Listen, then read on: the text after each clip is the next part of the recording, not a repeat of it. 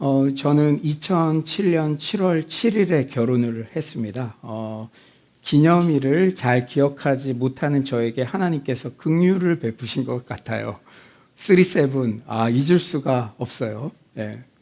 당시 저는 중국 국제학교 교사라는 이 평신도 선교사 사역을 감당하고 있었는데, 그래서 제자들이 100명 가까이 결혼식에 참석했습니다.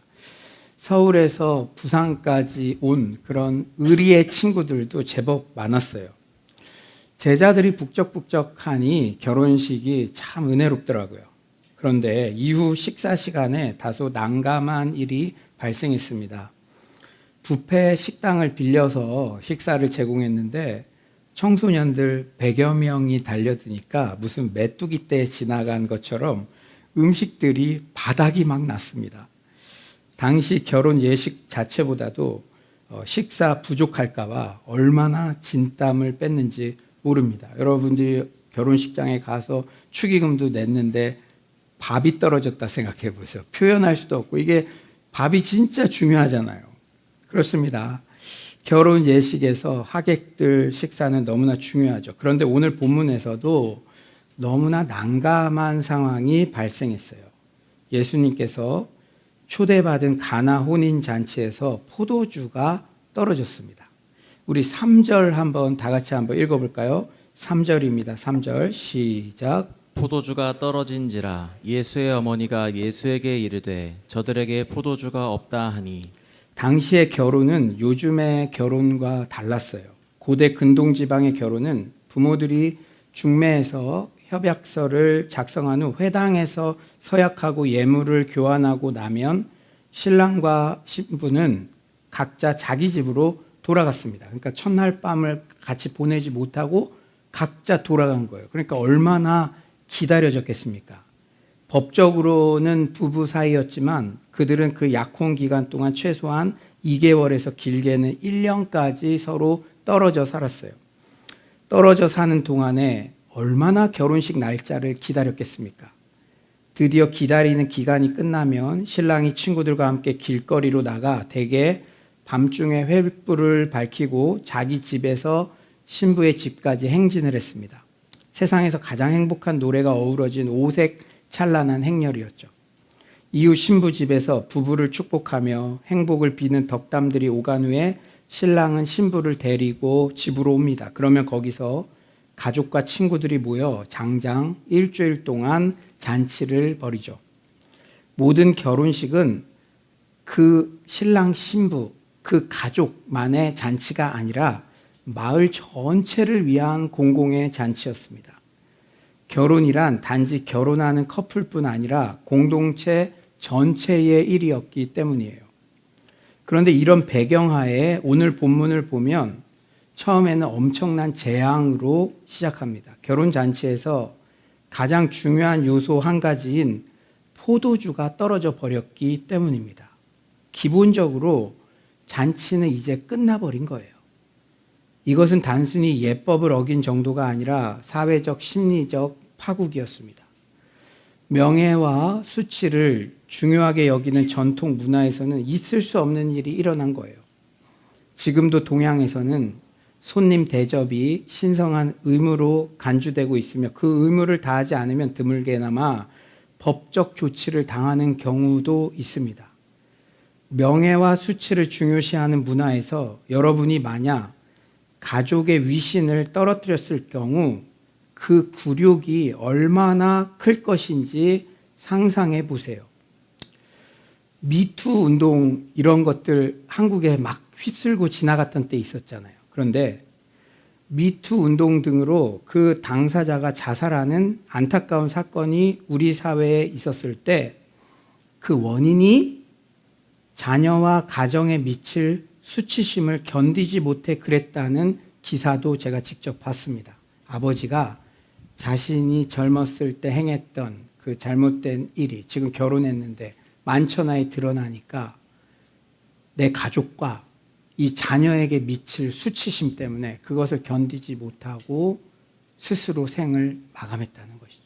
여러분, 오늘 포도주가 떨어졌다고 하니까 잘 공감이 안 될 수 있는데 내 결혼식에 내 친구들이랑 또 어르신들, 교회 식구들 다 초대했는데 친척들이 막 치고받고 싸워요. 맨날 우리 집 명절 때마다 싸우는데 그 버릇 남 못 주고, 그때 여러분들이 느낄 수치심과 그런 부끄러움, 그런 게 얼마나 크겠습니까? 여러분, 우리는 우리 가족들 다, 모든 가족들마다 가정 안에는 기도 제목이 있는데 그거 다 솔직하게 말 못하잖아요. 우리 엄마, 우리 아빠, 우리 친척들 상황 이런 거. 왜냐?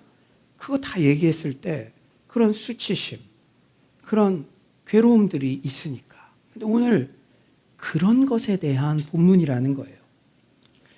여러분, 아마 오늘 본문의 혼인잔치에서도 이 일이, 포도주가 떨어진 이 일이 해결되지 않으면 신랑과 신부는 엄청난 죄책감과 수치심에 사로잡힐 겁니다. 하지만 오늘 본문의 결과는 어떠했죠? 예수님께서 물로 포도주를 만드는 신성을 발휘하셔서 완전한 반전, 해피엔딩으로 최고의 희락과 기쁨으로 잔치가 마무리됩니다. 우리 10절 한번 다 같이 읽어볼까요? 10절입니다. 10절 다 같이 읽어봅시다. 시작. 말하되 사람마다 먼저 좋은 포도주를 내고 취한 후에 낮은 것을 내거늘 그대는 지금까지 좋은 포도주를 두었도다 하니라. 예수님께서 불가능한 일을 행하신 거예요. 물을 포도주로 만든 것은 창조를 변환시켰다는 것입니다. 물은 물이고 포도주는 포도주인데, 그러니까 예수님께서 기적을 행하셨다는 거죠. 예수님께서 불가능한 일을 행하셨습니다. 예수님의 초자연적 기적이 잔치를 온전하게 했어요. 그런데 여러분, 여러분들의 지인들이나 또 특히 대학생들, 어떤 친구들은 예수님의 이런 초자연적 기적 때문에 예수님을 믿기가 힘들다고 이야기합니다. 성경에서 예수님이 물로 포도주를 만든 것, 그리고 물 위를 걸어간 것, 죽은 사람을 살리신 것, 이런 것만 없으면 내가 좀 예수님 믿을 수 있겠다. 그런 친구들 있잖아요. 이것만 좀 성경에서 빠지면. 근데 여러분, 한번 잘 생각해 봅시다. 그들은 물이 포도주로 변하는 기적, 죽은 자를 살리는 기적 등을 자신의 상식이나 과학적 지식으로는 절대 받아들일 수 없기 때문에 예수님을 믿기 어렵다, 그렇게 얘기하는데, 그렇다면 역으로 한번 생각해 봅시다. 만약 예수님께서 초자연적 기적을 행하지 않고 일반적인 30대 청년이 할 수 있는 그런 일만 이 땅에서 이루고 가셨다면 그들은 예수님을 믿겠습니까? 그분을 하나님의 아들이신 구세주로 믿을 수 있겠느냐는 것이죠. 그때는 오히려 예수님이 우리와 다를 게 뭐가 있어? 하며 예수님을 메시아로 믿지 않을 겁니다. 그런 면에서 이 초자연적 기적 때문에 예수님을 믿기 어렵다는 말은 자신이 예수님을 믿기 싫은 여러 핑계 중에 하나를 대는 것에 불과한 것입니다. 오히려 예수님의 초자연적 기적이 있었기 때문에 예수님의 형제 야고보 사도 같은 경우에도 예수님을 육신의 형제가 아닌 메시아로 믿을 수 있었고, 부활하신 예수님을 위해 목숨까지도 바칠 수 있었던 것입니다. 여러분, 여러분의 형이나 동생이 메시아라고 이야기한다고 해보세요. 그러면 그게 어떻게 믿어지겠습니까? 초자연적인 역사를 일으키니까, 그리고 죽었다가 부활하니까 그 진리를 위해서 목숨까지도 바칠 수 있는 것이지, 그런 일이 안 일어났다면 예수님의 형제 야고보 사도 같은 경우는 자기 목숨을 바칠 수가 있겠습니까? 예수님의 초자연적 기적은 예수님의 신성을 드러내는 필수적인 행위입니다. 그런데 오늘 본문에서 주목해서 살펴보아야 할 단어가 있어요. 우리 11절 한번 다 같이 읽어볼까요? 11절입니다. 11절 시작. 예수께서 이 첫 표적을 갈릴리 가나에서 행하여 그의 영광을 나타내심에 제자들이 그를 믿으니라. 여기에 보니까 표적이라는 단어가 나와요. 그렇다면 표적과 기적은 어떻게 다를까요? 표적은 예수님께서 메시아이심을 드러내는 수단으로서의 기적을 가리킵니다. 표적이란 단어의 의미는 어떤 실체의 상징 혹은 설명을 의미해요. 그러니까 교통 표지판 생각하면 쉬운 거예요. 그러니까 500m 이후에 하남 IC가 나옵니다. 이렇게 표지판이 있으면 그 실체는 아니지만 500m 가면은 그 실체가 드러나잖아요. 여기에서 우리는 신비한 현상이나 기적이 그 자체로 목적이 아니라는 사실을 알 수 있습니다. 여러분들 말세 때 미혹될 필요 없어요. 이단, 사이비 이런 데도 기적이 일어납니다. 영상 같은 데 보면 신기한 일이 일어나요. 그런데 그 결과가 예수님의 메시아이심을 드러내는 것인지 아니면 교주에게 헌금하라는 것인지 그 교주, 그 사람을 드러내는 것인지 그 결과를 보면은 예수님을 드러내지 않는 건 다 이단이고 사이비라는 거죠. 여러분 분별 기준을 분명히 가지시기 바랍니다. 다시 한번 말씀드렸어요. 신비한 현상이나 기적은 그 자체로 목적이 될 수 없습니다. 그러니까 그것으로 막 혹해서 엉뚱한 영상 보고 그러지 마십시오. 그 목적은 예수님을 드러내는 것이 되어야 합니다. 아무리 신기해 보이는 기적도 예수님을 드러내지 않으면 그것은 다 이단 사이비예요. 요한복음에 소개된 7개의 표적들은 모두 예수님의 신성, 즉 하나님의 아들로서의 정체성을 설명하고 드러냅니다. 이는 요한복음 전체의 기록 목적과도 부합해요. 우리 요한복음 20장 31절 한번 다 같이 읽어볼까요? 요한복음 20장 31절입니다. 시작. 오직 이것을 기록함은 너희로 예수께서 하나님의 아들 그리스도이심을 믿게 하려 함이요 또 너희로 믿고 그 이름을 힘입어 생명을 얻게 하려 함이니라. 아멘. 하나님의 아들 그리스도이심을 믿게 하려 합니다. 예수님의 신성을 드러내게 하려 합니다. 7개의 표적들을 각각 살펴보면 이 점이 더욱 명확해져요. 첫째, 물로 포도주를 만드셨죠. 둘째, 한 신하의 죽어가는 아들을 살리셨죠. 셋째, 38년 된 병자를 고치셨죠. 넷째, 보리떡과 물고기로 5,000명을 먹이셨죠. 다섯째, 무리를 걸으셨죠. 여섯째, 맹인의 눈을 고치셨죠. 일곱째, 죽은 나사로를 살리셨습니다. 이 모든 일들은 초자연적 기적이었던 것이죠.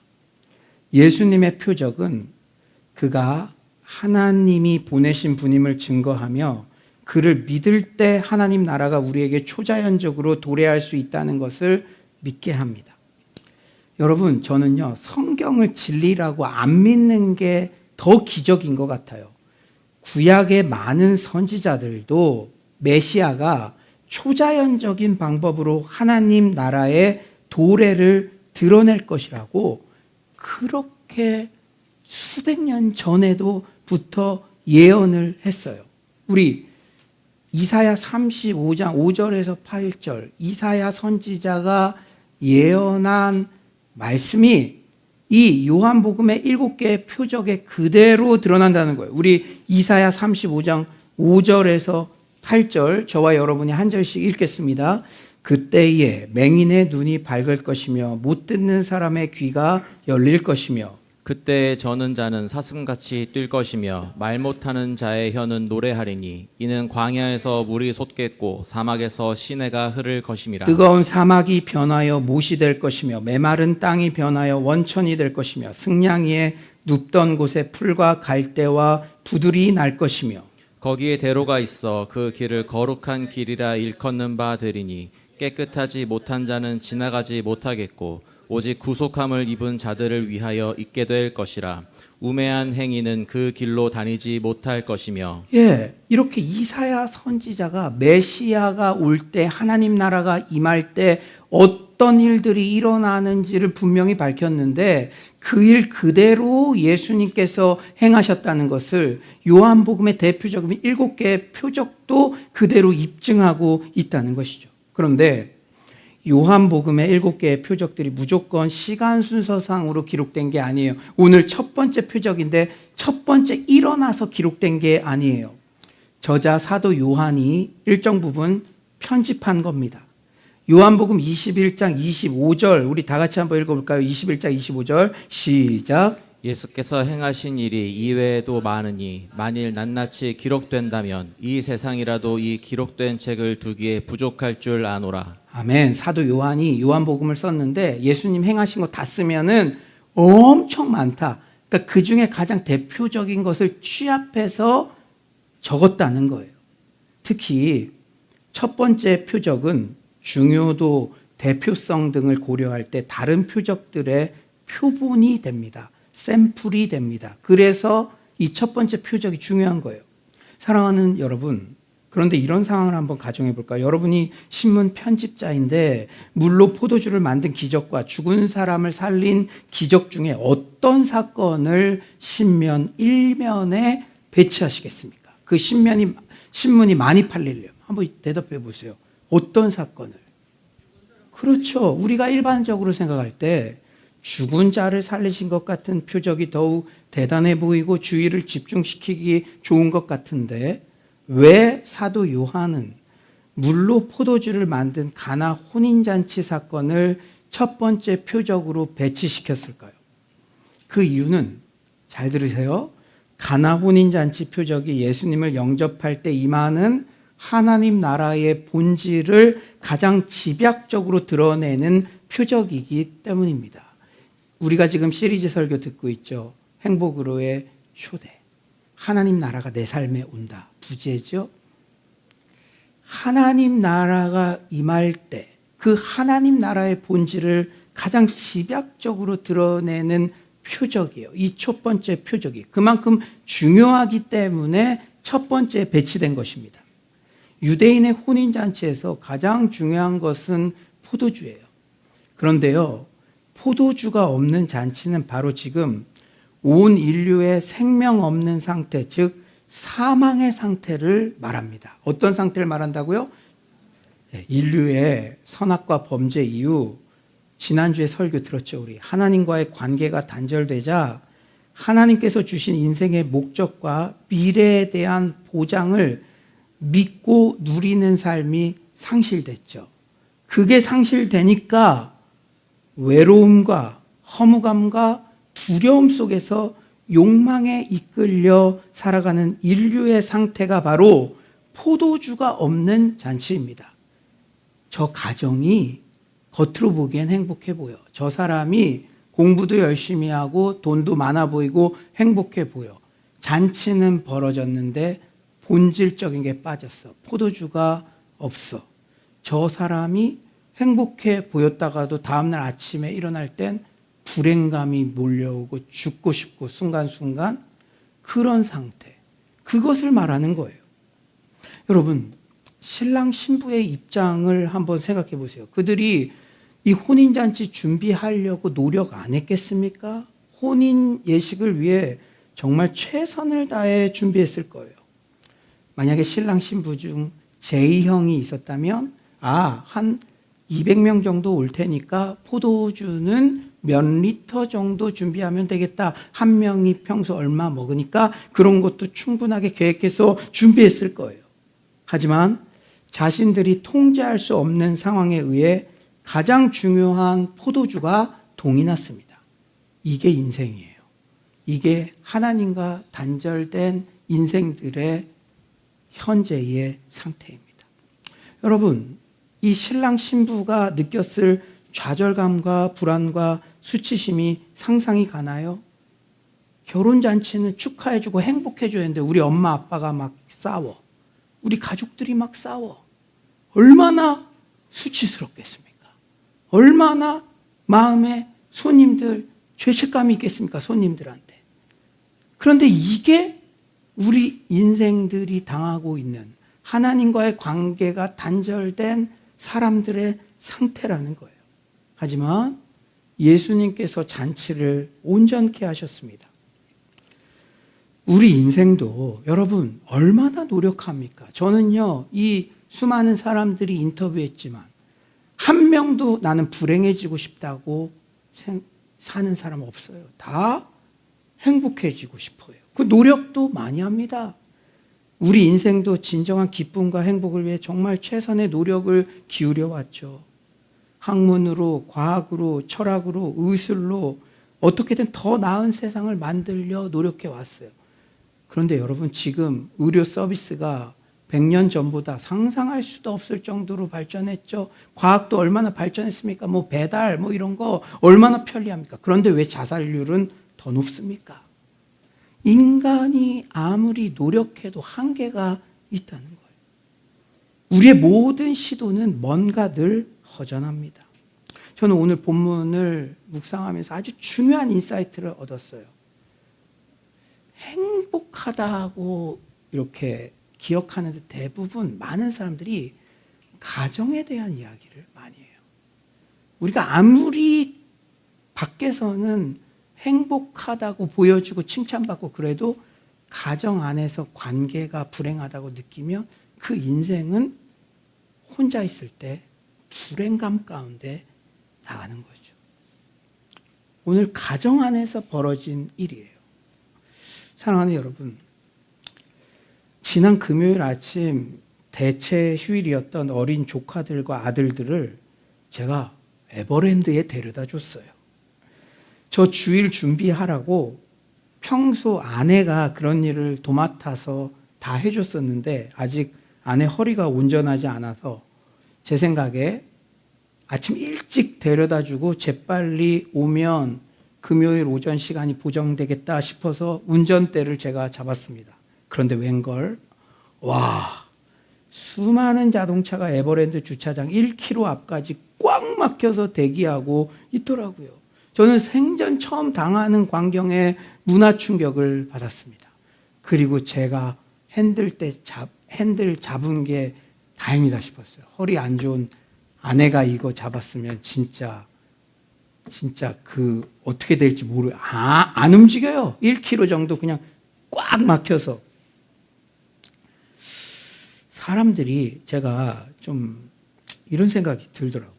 이 땡볕에 1시간 이상 기다려서 주차를 하고 놀이동산 안에서도 놀이기구 하나당 3시간 이상씩 이렇게 기다릴 텐데도 이렇게 열심히 놀이동산에 가는 이유가 무엇일까요? 특히 3040 부모님들은 자녀들을 행복하게 해주기 위해서는 지구 끝에라도 갈 기세인 것 같았습니다. 그러면서 제가 그 3040 부모님들의 그 심리를 한번 생각해 봤어요. 근데 이게 여러분 좀 이렇게 외람되게 듣지 마세요. 그냥 제가 이런 생각을 해봤다는 거예요. 어쩌면 자녀의 행복도 행복이지만 이 부모님들이 인스타에 우리가 이렇게 좋은 부모다. 우리 아이는 휴일을 이렇게 즐길 수도 있는 아이다. 그 사실을 몇 장으로라도 알리고 싶은 마음도 있는 것 같다. 제가 거기 대기하면서 저 부모님들의 심정이 어떨까? 이런 생각하니까 그런 생각도 나는 거예요. 왜냐? 제가 그런 얘기 들었거든요. 여러분, 요새 MZ들 그 선물 줄 때요. 우리는 뭐 이렇게 100만 원짜리 뭐 생필품 이런 거 평생 이 걱정 안 하는 생필품 이런 거 주면 이 원룸에 자취하는 애들이 좋아한다고 생각할 수 있잖아요. 그런데요, 여러분, MZ 친구들이 자기가 그렇게 열심히 공부하고 있어도 그 알바하고서도 막 200만 원, 300만 원, 500만 원 들여서 막 유럽 여행도 가기도 하잖아요. 그럼 우리 입장으로 이해하기 어렵잖아요. 근데 너 이해하기 어렵다 그러면 꼰대래요, 꼰대. 그러니까 그들에게는 파리 에펠탑 앞에서 찍은 사진 하나가 500만 원 가치가 있다는 거예요. 주변 사람들에게 나 이거 갈 수 있는 사람이야. 그런 거를 보여주고 싶어 하는 거죠. 근데 참 죄송한 얘기지만 이게 그렇게 진짜 행복에서 이렇게 발로된 것 같지는 않아요. 왜냐? 나는 에펠탑 앞에서 찍었는데 더 좋은 곳에 가서 찍은 애가 반드시 이 지구상에 1명 이상은 있거든요. 제가 그때 그런 생각을 했어요. 그 주차 행렬들을 보면서 그런데 이렇게 빨간 날마다 자녀 위해서 놀이동산, 레저 문화, 해외 유행 등을 즐기면 진짜 행복할까요? 그 가정에 꼭 그런 것 같지는 않아 보여요. 집으로 돌아가는 놀이동산 주차장에서 그리고 해외여행 마치고 귀국하는 공항 로비에서 치열하게 싸우는 가족들을 심심치 않게 목격했습니다. 이제는 희망이 끝났다 생각해서 그런지 단기 선교 갔다 와서 모인 그 그룹들은요, 고생했어도 은혜 받아서 그런지 찬양하고 얼굴이 막 빛나는데 그 좋은 해외여행, 유럽여행 갔다 왔어도 짐 찾을 때 남편과 아내가 싸우는 거 제가 많이 봤습니다. 그 차이가 진짜 어디에서 오는 걸까요? 그런데 사람들은 그런 것 같아요. 그걸 알면서도 그래도 빨간 날이 오면 그래도 여기는 좀 낫겠지. 여기는 더 좋겠지. 막연한 희망을 갖고 그러면서 또 행복을 찾아 줄을 서는 것 같습니다. 주차장 앞에 긴 행렬을 보이는 차들이 진정한 행복, 그리고 자녀에게 줄 수 있는 진정한 행복이 정확히 뭔지도 모른 채 그저 불빛을 향해 달려드는 불나방처럼 느껴져서 좀 씁쓸했습니다. 제가 오래 기다렸다고 그런 게 아니에요. 절대. 이것저것 제가 묵상을 하는데 또 이 진정한 행복에 대한 본문들을 정리하는 차원에서 묵상하는데 그런 마음이 들더라고요. 그런데 한편으로는 그래도 가족 단위로 놀이동산이라도 찾아오는 이 사람들은 좀 낫다 싶었어요. 부부 자녀와의 사이에 이미 경고등이 들어와 빨간 날에 함께 소풍을 가는 것은 이미 먼 나라 이야기처럼 느끼는 사람들도 얼마나 많을까 생각했습니다. 이렇듯 인간은 저마다의 방법으로 행복을 찾아 치열하게 노력하지만 결국 한계를 느낍니다. 다른 데서는 노력해서 되는 것 같은데 많은 사람들이 가정 안에서 이런 한계를 경험하고 그것이 주님께 나아오는 징검다리가 되기도 해요. 딴 건 다 노력해서 되는 것 같은데 그런데 첫 표적이 가정 안에서 일어났어요. 사랑하는 여러분, 인간은 저마다의 방법을 행복을 찾아 치열하게 노력하지만 결국 한계를 느껴요. 여러분 이거 동의하십니까? 이게 동의가 돼야 말씀을 들을 수가 있어요. 하지만 예수님께서는 가나 혼인잔치 표적을 통해 자신이 하나님 나라의 참된 생명을 우리에게 주실 수 있는 유일한 분이심을 증거합니다. 자신을 믿고 하나님의 백성이 되어 그분의 통치 가운데 살아가면서 진정한 행복을 누리라고 말씀하고 있습니다. 예수님만이 우리를 사망에서 생명으로 옮기실 수 있는 유일한 분이시기 때문입니다. 그 사망이 아까도 얘기한 자녀를 위해서, 가족을 위해서 뭔가 노력을 해도 부족한 것 같은 거, 그게 사망이라는 거예요. 그런데 예수님께서는 자신이 사망에서 생명으로 옮기실 수 있는 유일한 분이라고 자신 있게 말씀하십니다. 요한복음 5장 24절 우리 다 같이 한번 읽어봅시다. 요한복음 5장 24절입니다. 시작. 내가 진실로 진실로 너희에게 이르노니 내 말을 듣고 또 나 보내신 이를 믿는 자는 영생을 얻었고 심판에 이르지 아니하나니 사망에서 생명으로 옮겼느니라. 요한복음은 예수님의 첫 표적의 장소를 인생에서 가장 기쁜 날인 결혼 잔치집으로 소개함으로써 예수님께서 우리 인생에 무엇을 가져다 주셨는지 알려줍니다. 마치 예수님께서 이렇게 말씀하시는 듯해요. 나는 잔치의 주인이다. 결국 나는 너희 가정에 진정한 행복을 주기 위해 온 것이다. 나의 첫 표적이 모든 사람들에게 웃음을 선사하는 것이었던 이유가 바로 여기에 있다.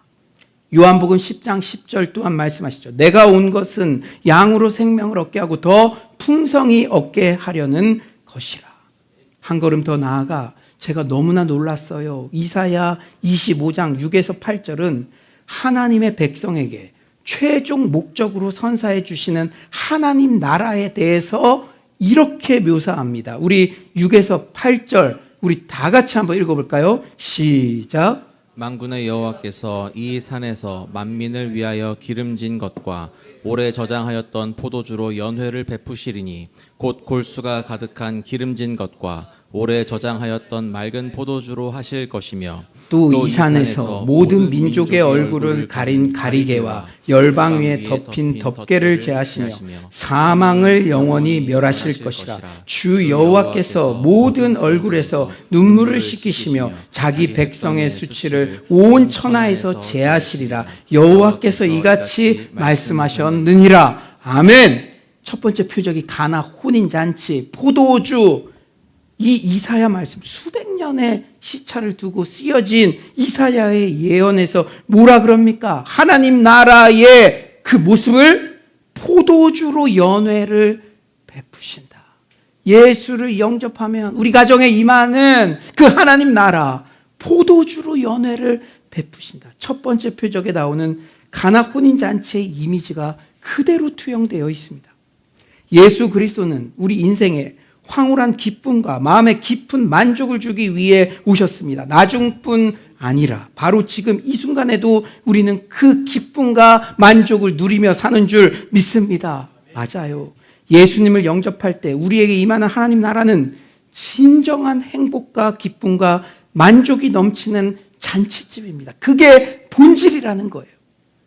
예수님은 또한 맹물 같은 우리 각자의 인생을 포도주 인생으로 바꾸십니다. 오늘 본문 이후 예수님은 최후의 만찬에서 자신의 정체성을 포도주로 밝히세요.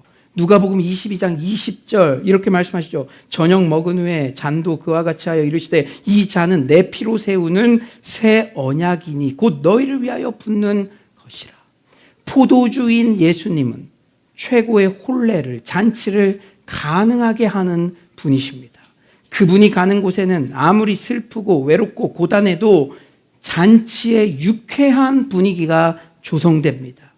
사랑하는 여러분, 우리 또한 예수님을 신랑으로 영접하면 포도주 인생을 살 수 있습니다. 여러분, 이것은 교회 안에서의 교제를 통해서도 느낄 수가 있어요. 진짜 예수님을 인격적으로 믿는 우리 집사님, 권사님, 하나님 나라가 그 마음 가운데 임한 그 집사님, 권사님은 음울하고 슬프고 부정적이고 뭔가 밝지 않은 그 모임, 공동체, 여러분 사랑방 모일 때도 그분이 오시면 환해져요. 밝아져요. 그분이 좀 있었으면 좋겠어요. 그것이 포도주 인생을 살게 하시는 증거인 줄 믿습니다. 우리 또한 예수님을 신랑으로 영접하면 포도주 인생을 살 수 있습니다. 그러면 우리가 출입하는 모든 곳에는 전쟁의 살벌한 분위기가 아니라 초상집의 음울한 분위기가 아니라 혼인집의 행복한 분위기가 조성됩니다. 여러분들이 그 일들을 다 하고 있잖아요. 이렇듯 예수님은 우리에게 진정으로 행복한 잔치집 인생을 선물해 주시기 위해 이 땅에 오셨어요. 그런데 우리가 누리는 하나님 나라, 그 잔치집 인생이 거저 주어진 게 결코 아니에요. 오늘 본문에는 다소 의아한 구절이 나옵니다. 우리 4절 한번 다 같이 읽어볼까요? 4절입니다. 4절 시작. 내 때가 아직 이르지 아니하였나이다. 여러분 이상하지 않나요? 예수님이 이미 오셨는데 내 때가 아직 이르지 아니하였나이다 라는 의미가 무엇일까 헷갈리기도 합니다. 그런데 요한복음에 쓰여져 있는 때라는 단어는 모두 예수님의 죽음과 연관되어 사용되어요. 우리 요한복음 7장 30절 한번 읽어볼까요? 7장 30절입니다. 시작. 그들이 예수를 잡고자 하나 손을 대는 자가 없으니 이는 그의 때가 아직 이르지 아니하였음이로라.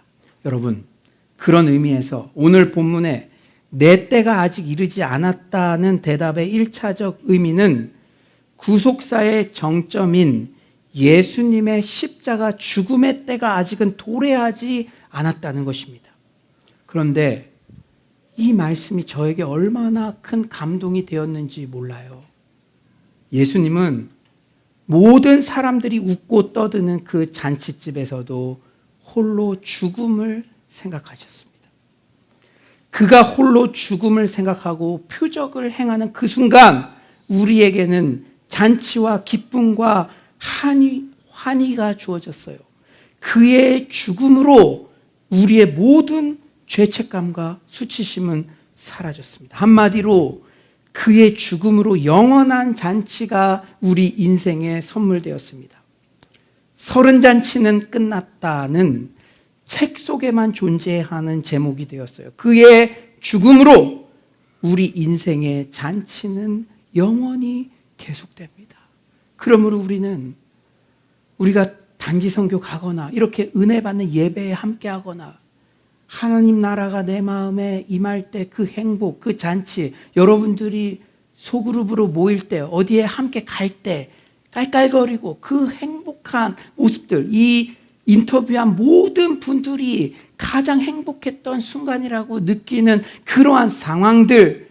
그런데 그 행복이 예수님의 대신 죽으신 슬픔으로, 그 잔치 자리에서 혼자 죽음을 생각하시는 그 슬픔으로, 그 대가 지불로 인하여 우리의 삶에, 우리 가정에 임했다는 사실을 우리는 잊어서는 안 될 줄 믿습니다.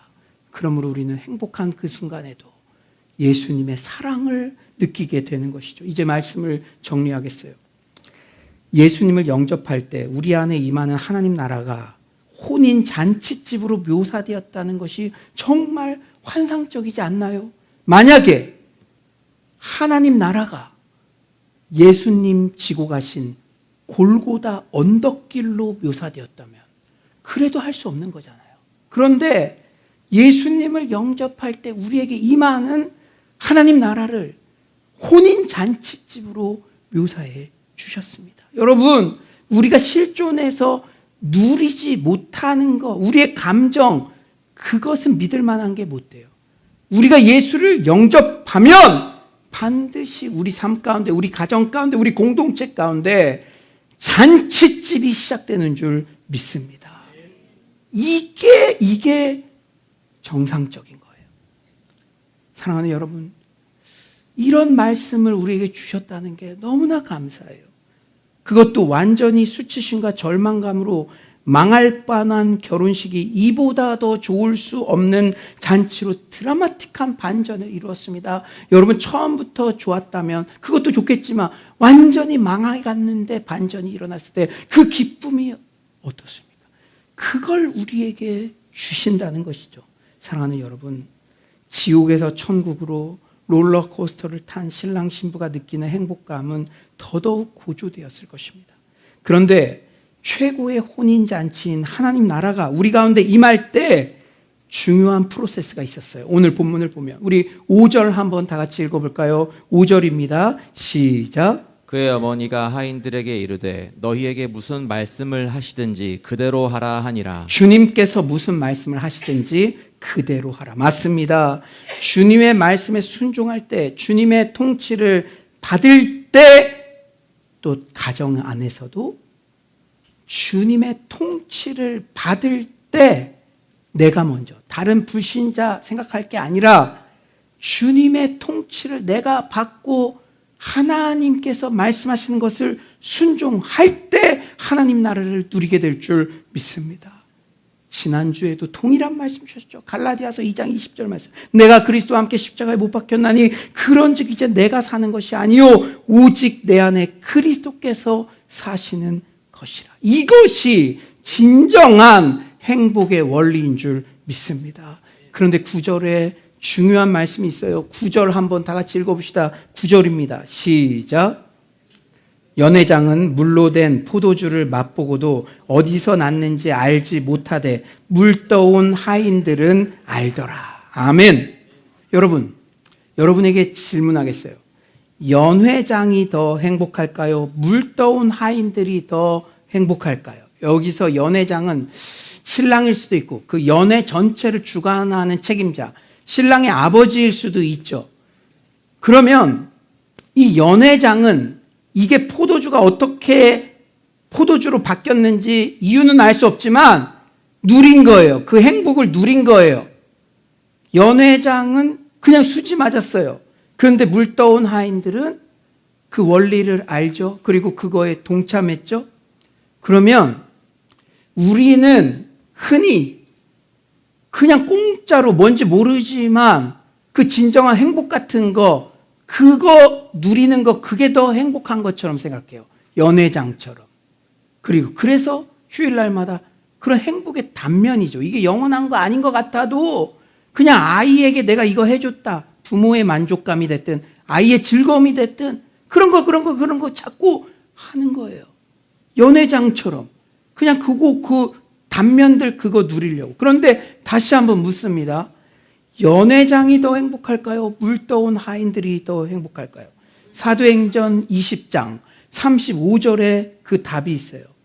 사도행전 20장 35절 우리 다 같이 한번 읽어봅시다. 시작. 범사에 여러분에게 모범을 보여준 바와 같이 수고하여 약한 사람들을 돕고 또 주 예수께서 친히 말씀하신 바 주는 것이 받는 것보다 복이 있다 하심을 기억하여야 할지니라. 주는 것이 받는 것보다 행복합니다. 연회장보다 물떠온 하인들이 더 행복합니다.